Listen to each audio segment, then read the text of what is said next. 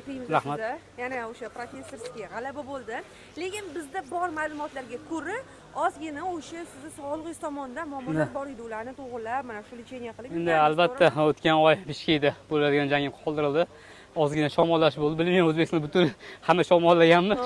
Shu paytga jangim to'g'ri kelib qoldi. Allohga shukr, mana o'tib oldik. Mana hozir to'la to'kis sog'ayib, doktorlar bizga yordam berdi. Yaxshi formamizni tiklab, mana birinchi jangni 5 kun kutib bugun ishladik. Aha, molga o'sha virus yurganda, to'g'ri, lekin virusdan keyin ham ancha-muncha o'sha sog'liq ketadi. Baribir tayyorgarlik ham ko'p vaqt oladi, lekin sizda nimagidir.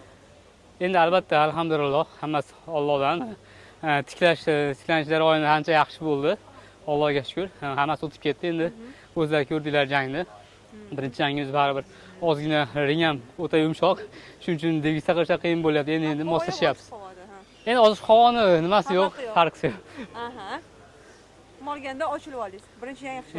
Albatta hamma ochiq havo deb savol beryapsizlar, lekin trenirovkani ham ochiqda qilamiz. O'ylaymanki bu bo'lishi mumkin emas.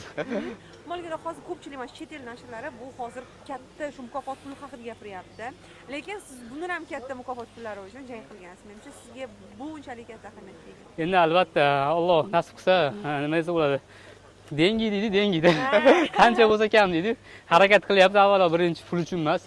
Xudo xolasa shu yurtimizni, shu muxlislarimizni xursand qilish uchun emas. Rahmat katta.